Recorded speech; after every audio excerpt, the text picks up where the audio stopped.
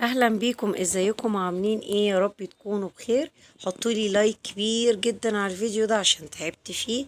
وتعالوا نبدأ يومنا كده من الساعة 5:30 الصبح. ايوه زي ما بقول لكم كده، احنا دلوقتي امهات على المدارس. خلاص المدارس دخلت بكل قوتها بقى وبصحيانها البدري ويلا بقى ايام الراحة والحاجات دي كلها، يلا نقول لها باي باي. ونقوم بقى من الصبح بدري والمدارس والدروس والغدا يلا بدري عشان العيال تلحق تنام وحاجات كده، ربنا يقوينا بصراحة عليها. والمذاكرة والدروس وحاجات كتير قوي قوي قوي. تعالوا بقى نبدأ الفيديو كده ونشوف هنعمل ايه. زي ما انتوا شايفين كده، ديمو بقى ده كان رايح المدرسة. وانا كنت عامله له بقى الفطار ده، كنت عامله له جبنة كده بالبسطرمة والزيتون. هو بيحبها وعندي العيال هنا بيحبوها. طعمها حلو قوي وبتبقى جميلة كده وخفيفة في الفطار. المهم عملت له كده السندوتشات دي. وكمان هتشوفوا انا هعمل له ايه في اللانش بوكس. هتشوفوا. امبارح كنت عامله لهم بقى ايه بيتزا. وفي بيتزا عملتها اللي هي الميني الصغيره دي. فقال لي يا ماما حطي لي في المدرسه اخد معايا، قلت ماشي مفيش مشكله. فحطيت له الاربع بيتزات الميني دول. هحطهم في اللانش بوكس برضو. وبصوا ادم متدلع يا جماعه، اخر دلع بصوا. وعصير بقى وحركات وكاتشب. عايزه اقول لكم ان انا لما بحط له اللانش بوكس ده يعني بترحم على ايام زمان، والله العظيم احنا بجد ما كناش بناخد كل الحاجات دي. هو كان سندوتش الجبنه واللانشون وكيسه كيسه كيسه، والله ما كانش فيه اللانش بوكس ده اصلا. بس والله كانت ايام حلوه. المهم ايه، لا لا هما متدلعين قوي بصراحه، يعني مش عارفه في ايه يا جماعه. انتوا رايحين مدرسة والله مش رايحين مسافرين هجرة. ايه ده؟ ايه اللي انتوا عاملينه ده؟ لا بجد يعني لانش بوكس يعني تحس بصوا وكيكة واخر دلع، والله العظيم دول متدلعين. ده احنا ايامنا ما كانش فيه الكلام ده كله. ده الحاجات دي احنا بناخدها بناكلها غدا. بصراحة حاجة غريبة اوي والله. جيت بقى حطيت له الكيكة هنا. يلا بالهنا والشفا على قلبهم. حطيت له بقى الكيكة دي هنا كده عشان طبعا مفيش مكان. والميني بيتزا حطيتها فوق السندوتشات كده وقلت له عيش حياتك. هنا طبعا الشوكولاتة دي انا كنت حطاها في التلاجة فما كانتش راضية تنزل معايا. فقعدت بقى عفيت عليها على ان هي لازم تبقى بره التلاجة عشان تبقى سايحة شوية. المهم يعني وحطيت له الشوكولاته الملونه والفورماسيه اللي هي دي. والشوكولاته الساده. وازازه الميه طبعا بغسلها له كل يوم من بالليل واملاها له واحطها في التلاجة. تعالوا بقى نشوف اللبس بتاعه. ده التيشيرت لونه بصلي سيموني مش عارفة يعني، المهم. والشراب ابيض والبنطلون كحلي. وادي شنطة ادم، بصوا حلوة ازاي يا جماعة، عايزة اقول لكم ان هي خامتها جميلة جدا. ومتبطنة كده من عند الظهر ومليانة سوست ومليانة تفاصيل وحلوة قوي، حلوة بجد. وادي الكوتشي. بصوا الكوتشي. ده انتوا مش هتشوفوا هيرجع بيه ازاي، يعني مش هقول لكم بقى. ادي ادم بعد ما رجع من المدرسة. ليه يا ابني يا ابني؟ ده انت نازل زي الفل بتبرق. بس مش مشكلة. ما علينا. لازم. المهم. طبعا انا غسلته مش عشان هو ما عندوش غيره، هو عنده كذا كوتشي. بس انا ما حبيتش ان انا اسيبه كده. ممكن اسرح. وابص يعني الاقي مثلا ان هو وسخ الكتاش بتاعته ما فيش حاجة بديل. فطبعا انا غسلته له وفي واحد كحلي عنده. وعنده واحد ابيض تاني وعنده واحد ابيض في اسود تاني. المهم لما يكون عندك غيار بديل ده بيبقى احسن يعني. يوم تعبانه يوم بتاع مش قادره اغسل له الكوتش مثلا ده يبقى فيه غيار. فانا عشان كده قلت لا ما بديهاش بقى. انا امسكه اغسله وبعدين هو ما كانش يعني مستاهل ان انا اسيبه يعني احطه في الجزامه بمنظره ده. قلت لا يلا على ايدي كده بالفرشه وانا واقفه اعمله.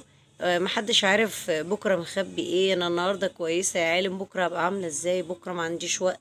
فحاجات كتير خلتني اقوم اعمله. وبصراحة ما واخدش 10 دقايق في ايدي. انا عايزة اقول لكم ان انا والله بخش الحمام. ابقى مثلا داخلة اتوضى داخلة اغسل ايدي الاقي حاجة معايا اخدها في سكتي.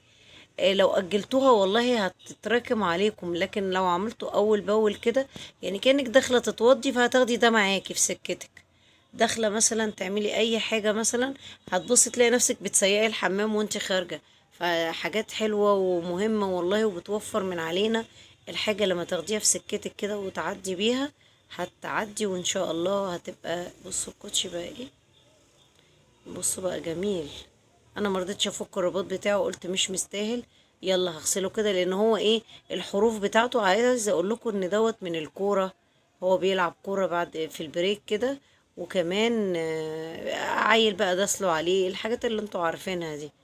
انا عايزه اقول لكم ان انا بنزل بالكوتشي والله العظيم، هي نازله نازله، مش انا اللي بوسخه، لا الناس اللي بتدوس لي عليه. يعني هو بيتوسخ من الناس اللي داست لي عليه، مش مني انا خالص، لا، من الاخرين. المهم غسلت الكوتشي كده وخليته زي الفل، ما خدش والله دقايق معدودة. يلا خدته وخلصت منه. وهروح بقى ايه احطه له في البلكونة كده وانشره، يروح بقى بيه بكرة يروح بيه بعده، مش هتفرق، كده كده هو جاهز. واحطه له في الجزم. عايزه اقول لكم ان هو بديله يومين في البلكونة عشان اطمن ان هو البطانة بتاعته من جوه والحروف بتاعت الكوتشي دي بتبقى متبطنة سفنج، فتبقى عايزة تنشف كويس عشان ما يعملش ريحة وحشة. فما ينفعش ان انتي تغسلي كوتشي وتتخمي فيه وتقولي لا ده نشف، لا ما بيبقاش نشف ولا حاجة.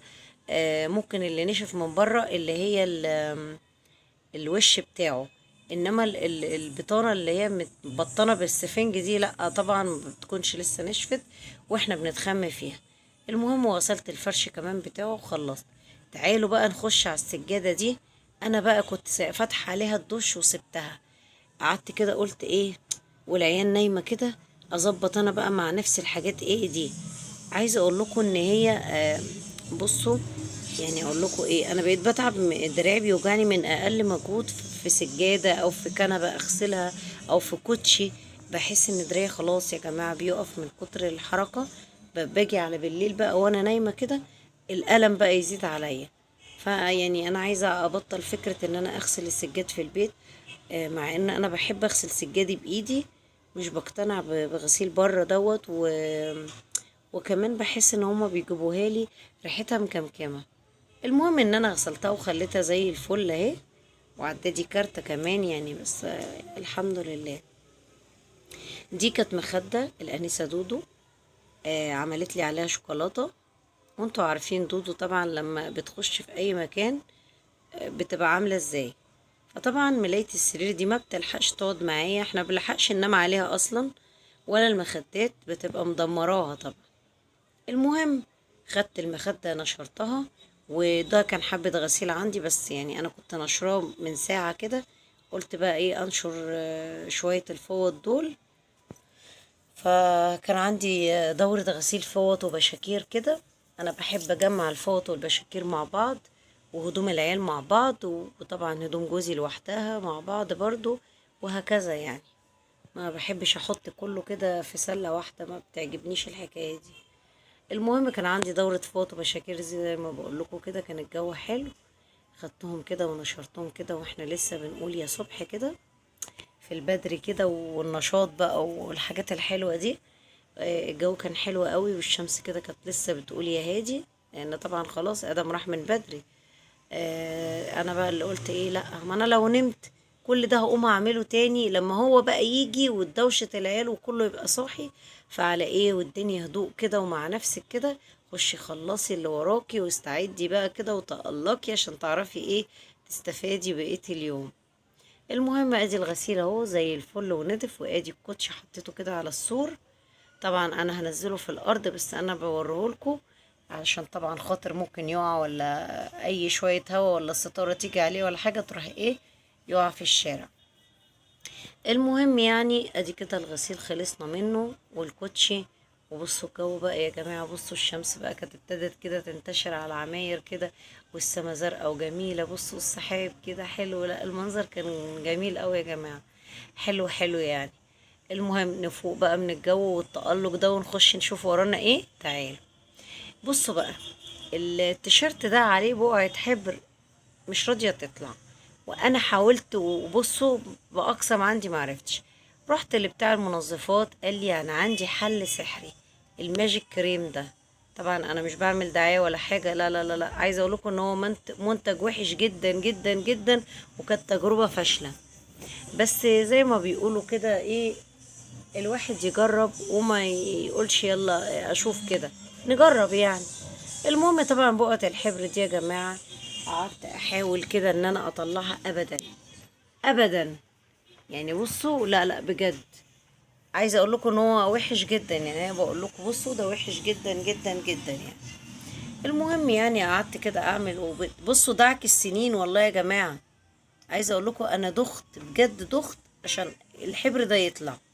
عارفين انا دخت على ما لقيته ده، الفيلم بتاع عريس يا بوي ده، لا لا بجد.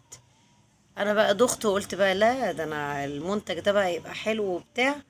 ودخت بقى عبال ما لقيت حاجه زي كده. بس عايزه اقول لكم فاشله فاشله فاشله، بصوا جدا يعني. بصوا دعك لا، مكتوب بقى في الاستعلام ان انتوا تحطوا عليه ميه. حطينا نقطتين ميه وادعك بالفرشه، مفيش. واعمل تاني مفيش برضو. حطيت كميه حلوه يعني، مش هقول لكم ان انا حاطه، هو بيرغي بصوا زي الصابون كده. بس منتج فاشل فاشل فاشل. فطبعا انا مضطريه، انا مش هرميه برضو، مضطريه ان انا اروح احطاه في الغساله واحط كلوريكس بتاعي حبيب قلبي، اللي هو اصلا هو ملوش علاقه بالحبر يعني، بس هو بينظف الغسيل وجميل وانا ما اقدرش استغنى عنه. وحطيت التيشيرت طبعا هنا، وهو ونصيبه بقى، طلع ما طلعش. هو مش هيطلع لان ده حبر يا جماعه. بس خلاص يعني انا مش هرمي التيشيرت طبعا اكيد. ف لا يعني ما اعتقدش هو بقى يروح بيه وخلاص بقى، ده قدره. طبعا المخدة ايه زي ما انتوا شفتوا على السرير، بصوا بيضة زي القشطة ازاي. وادي الباسكت ده اللي بلم فيه الغسيل واللي بنشر برضو منه الغسيل. بعمل فيه ايه؟ بلم كده كل هدوم الأوضة بتاعت العيال وبحطها جوه الباسكت ده، عشان اخد الهدوم كده مرة واحدة معايا كده وايه، واخدهم كده كلهم في الباسكت مرة واحدة. زي ما انتوا شايفين كده بطبق اهو، يعني كل واحد هدومه لوحده كده فوق بعضه. وتيشيرتات جوزي وهدومي دي عندي انا في الأوضة. وادي ايه، خلاص كده انا خلصت. برضو لو كنت طنشت وسبت الغسيل على السرير، كان كأني ما عملتش اي حاجة. يعني الأوضة دي انا عايزة اقول لكم ان انا هظبطها دلوقتي. فكان لازم ان انا اخد كل الغسيل ده انشره، قصدي اطبقه، علشان خاطر يعني انضف الأوضة، وما يبقى خلصت من الغسيل وتطبيقه وما ياخدش معايا وقت وما ياخدش معايا مكان في الأوضة، وتحسوا ان الأوضة مكركبة. المهم كده خلاص اهو، هم حبة غسيل صغيرين الغوامق بتاعتهم، مفيش الا شوية الفوط دول. طبعا انا يعني مثلا ايه هقول لكم عشان محدش يقول لي انت لسه نشره الفوط. لا بصوا يا جماعه، انا نشرت الفوط ده مثلا امبارح بالليل. بقوم الصبح اعمل الروتين واجيبه لكم من اوله. بتكون الحاجه طبعا نشفت والمخده نشفت والكلام ده كله والكوتشي نشف. مش معقول يعني ان انا لسه هبقى نشراه واروح جايباه مثلا مبلول والكلام ده كله، عشان بس ما تبقوا فاهمين انا بعمل ايه والكلام ده. لا طبعا الحاجه نشفت واتحمصت كمان من الشمس. حتى بصوا هتلاقوا بيبان ان الغسيل ناشف يعني. بصوا ادي المشاكل خلاص اهي. هطبق كده التطبيقة بتاعتي دي اللي انا ما بغيرهاش، متعودة عليها، بحسها ان هي حلوة وبتنظم الدولاب وكده، فانا متعودة عليها. بس عملت بقى التطبيق دوت وخلصت كده يعتبر منه. مفيش اي حاجة تانية على الحبل. معلش يا جماعة، الأغاني اللي برا دي في الشارع مش عندي أكيد. ده أنا عندي الجو هدوء جدا، كله بقى نايم في البيت وأنا قاعدة بقى بمنتج الفيديو. فالأصوات اللي انتوا سامعينها دي في الشارع، الناس اللي هي بتعدي بالموتوسيكل بقى. هحط بقى الهدوم كده اللي في الدولاب دي. بصوا بفتح الدولاب لقيته عليه وطيه، يعني كان بنطلون كده مبهدلين ومش عاجبني وضعهم. فقلت لا هسويهم كده علشان خاطر ايه، يعني على قد ما اقدر، مش بساوي اللي هو التسوية اللي انتوا عارفينها، لا.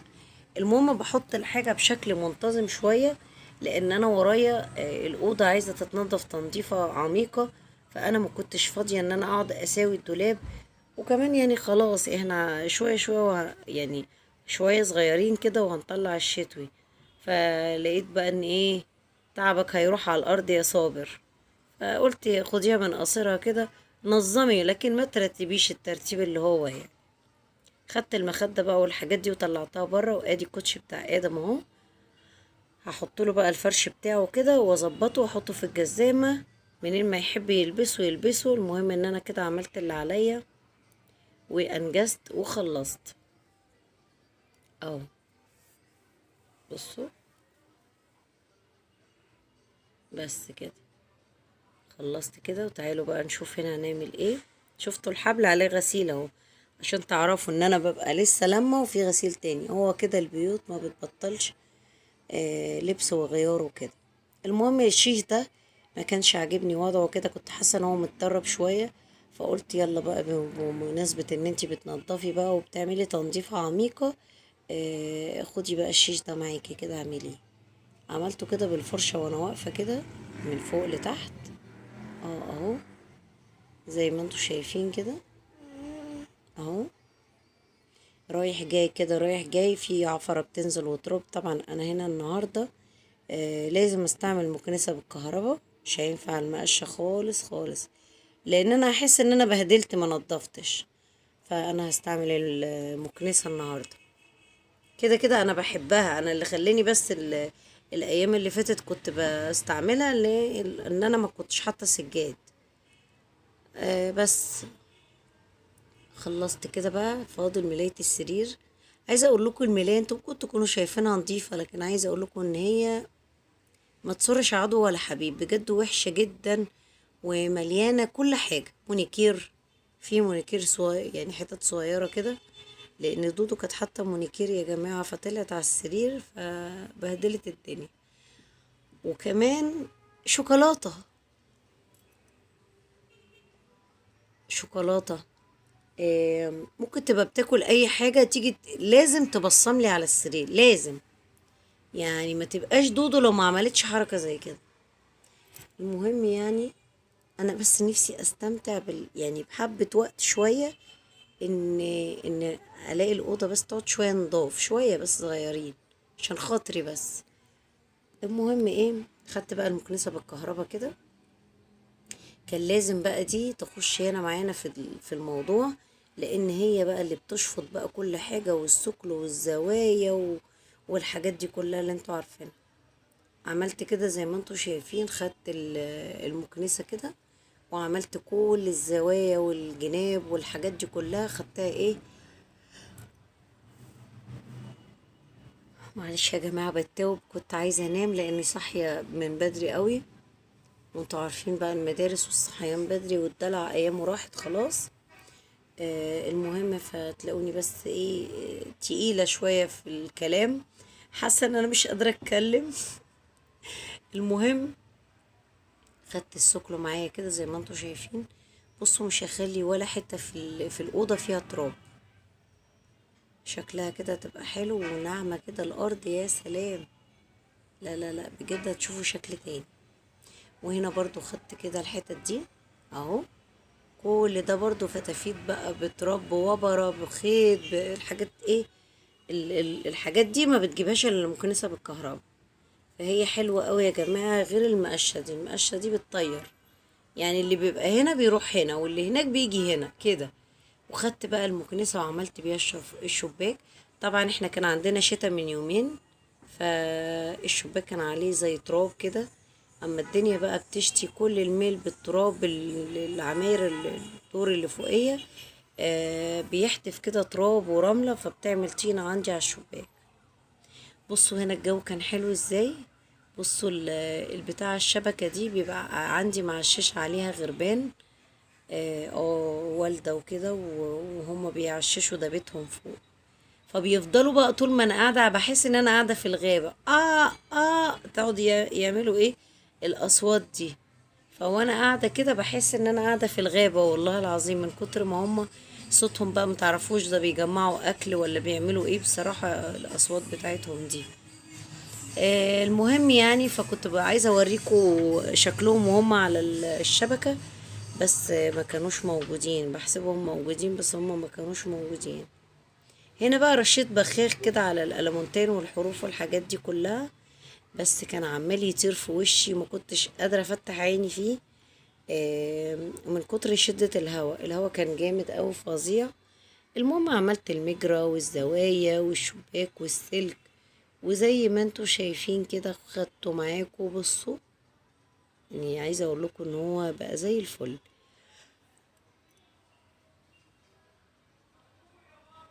اهو. بصوا، وبرضو هاخد الازاز كده معاكم برضو،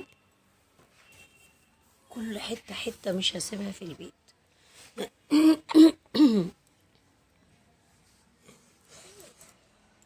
هنا يا جماعة معلش لو لقيتوا اصوات كده عشان دودو نايمة على رجلي. هنا برضو عملته برضو الحتة الازاز الجنب التاني اهو. عايزة اقول لكم النظافة دي يا جماعة انتعاش كده وراحة بال مفيش بعدها. بصوا كل حاجة بتلمع، الفوطة اللي معايا ديت والتلميع بقى وفيها جميل. لانها ناعمة كده وحلوة خفيفة في ايدي، فبحسها كده جميلة يعني. بصوا لمعت كل حاجة. فاضل بقى اخر حاجة بقى التلميع ده. خدت الشرشوبة كده وحطيت فيها بريكس، وباخد السكلو معايا بالشرشوبة كده. لازم امشي عليه الشرشوبة. اول حاجة لو في تراب لازق يعني بتطلعه بتنضف كويس قوي. انا ما اقدرش استغنى عنها. المهم وخدت المروحة كده معايا اهو. بس كان نفسي يبقى معايا بديل حاجة تانية للتنظيف، بحيث ان انا ساعات ببقى مش عايزة اطلع الجردل ده يا جماعة كبير مش صغير، فبحس ان هو بيلخمني يعني مش بيسعفني. بحس ان انا مستتقلة اخده معايا في الأوضة واخده معايا في اي حتة.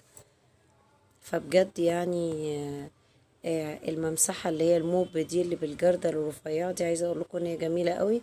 ان شاء الله كده هبقى اشتري واحدة تسعف معايا كده وتبقى حلوة في الحركة كده وانا رايحة جاية بيها. المهم ان انا عملت كده خلاص، سيقت الأوضة كلها، مفيش غير الجنب والحتة اللي عند باب ايوه دي برضو اخدها معاكم كده. ما خدتش اي حاجة. برضو مسكت السكرو ده عملته بالمكنسة بالكهرباء، وبعد كده خدته بالشرشوبة وكده. انا خلصت. فاضل الباسكت بس، كان فيه شوية بسكوتات وورق. خدته معايا وغيرت الكيس وحطيت واحد نضيف. والمخدة دي هو بيحب كده جوزي يحط رجله عليها، فانا بحطها له كده جنبه على السرير جنب ده يعني.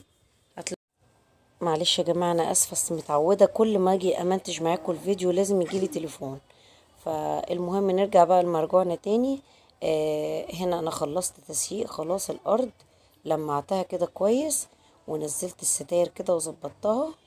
وهظبط كده الشباك، هحط الستارة كده من ناحيته كويس. وادي الملاية بس اللي هفرشها اهو دلوقتي اهو. خدت الدولاب في ايدي كده لمعته، كانش عندي بليدج لمعته كده ايه. يلا على ايدي كده. بصوا معلش يا جماعة هقفل معاكم بس عشان الاذان وهرجع لكم تاني. ورجعت لكم تاني اهو. وهنا بقى بلمع الشاشة بتاعت التلفزيون برضو. معلش جالي التليفون تاني معلش. المهم يعني زي ما انتم شايفين كده، ادي الاوضه اهو. احنا خلاص كده فرشتها اهو. ادي السجاد بقى بعد ما كنت غسلاه بقى. وبصوا يا جماعه مجهودي، يا رب مجهودي ده يفضل كده. بصوا السجاد فاتح ازاي وجميل ونضيف. عايزه اقول لكم ان هو كان مبقع ومقلوب عليه صلصه وشوكولاته كل حاجة كل حاجة.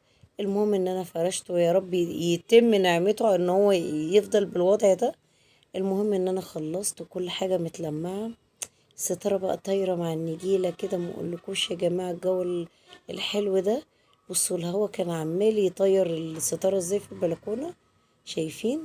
واحلى لحظة في الدنيا كل واحدة فينا بتحبها، لحظة ان هي خلصت وبتعطر الأوضة. يا سلام.